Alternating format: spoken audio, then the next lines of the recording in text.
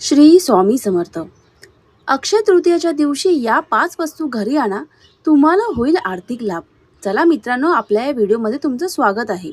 हिंदू धर्मात अक्षय तृतीयेचा दिवस खूप शुभ मानला जातो. वर्षानुवर्ष लोक या दिवशी काही ना काही दुसरे खरेदी करत असतात. काही जण सोने खरेदी करतात, तर काही जण वाहने, नवीन घरं, नवीन दुकानं खरेदी असतात. पण हे झालं श्रीमंत लोकांचं. पण जर तुम्ही यापैकी काहीही खरेदी करू शकत नसाल, तर निराश होऊन जाऊ नका आणि या 5 खरी वस्तू घरी खरेदी करून आणा. तर हिंदू कॅलेंडरनुसार वैशाख महिना म्हणजे वर्षातील दुसरा महिना मानला जातो. हिंदू धर्मामध्ये प्रत्येक महिन्याला विशेष महत्त्व दिले जाते.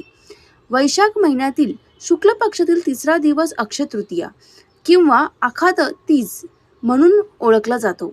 या दिवशी केलेले कोणतेही शुभ कार्य शाश्वत फळ देते असे मानले जाते. म्हणूनच याला अक्षय तृतीया असं म्हणतात. असे मानले जाते की 12 महिन्यातील शुक्ल पक्ष तृतीया शुभ असते, परंतु वैशाख महिन्यातील तृतीया हा एक स्वयंस्पष्ट शुभ काल मानला जातो.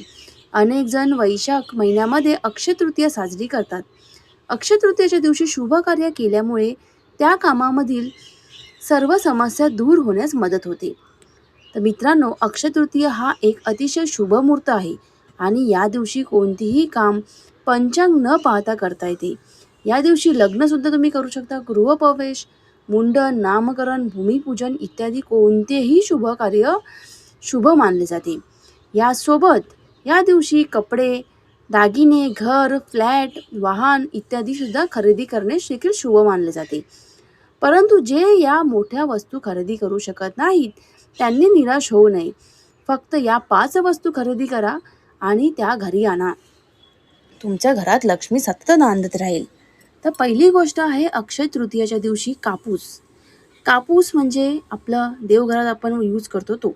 अक्षय तृतीयेच्या दिवशी तुम्हाला घरी आणायची पहिली गोष्ट म्हणजे कापूस. म्हणूनच सर्वप्रथम कापूस आणा. या दिवशी कापूस खरेदी करणे शुभ मानले जाते. त्यामुळे तुमच्या व्यवसायात वाढ होतो. दुसरं म्हणजे रॉक मीठ. अक्षय तृतीयेच्या दिवशी घरी आणायची दुसरी गोष्ट म्हणजे संधेव मीठ असेही म्हणतात त्याला. तर या दिवशी घरी संधेव मीठ आणल्याने समृद्धी येते, परंतु या दिवशी आणलेले संधेव मीठ खाऊ नका. तिसरं आहे मातीची भांडी. अक्षय तृतीयेच्या दिवशी तिसरी गोष्ट म्हणजे मातीची भांडी. म्हणजेच आपलं मडकं असतं, आपलं पिण्याचं मडकं सुद्धा तुम्ही आणू शकता, कारण आता गरमीचा सीझन आहे. तर या दिवशी तुम्ही मातीची भांडी जसे की घागर, वाटी, दिवा इत्यादी वस्तू खरेदी करावी. ज्यांना सोने परवडत नाही त्यांच्यासाठी मातीची भांडी खरेदी करणे हे सोने खरेदी करण्या इतकेच मानले जाईल. चौथी गोष्ट आहे पिवळी मोहरी. अक्षय तृतीयेला बार्ली किंवा पिवळी मोहरी खरेदी करा आणि घरी आणा.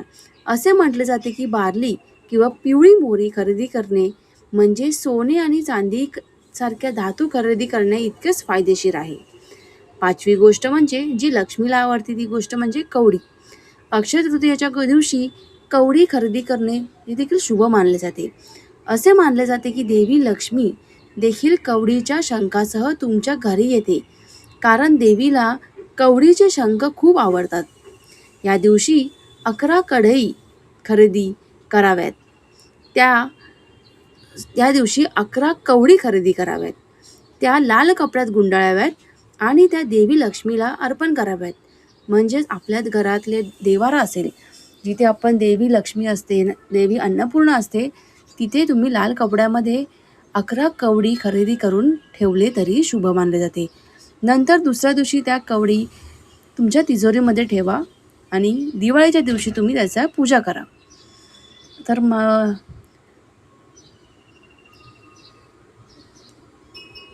असेच व्हिडिओ तुम्हाला आवडत असतील, नवीन नवीन माहिती जाणून घ्यायची असेल तर कृपया माझ्या चॅनलला सबस्क्राईब करायला विसरू नका.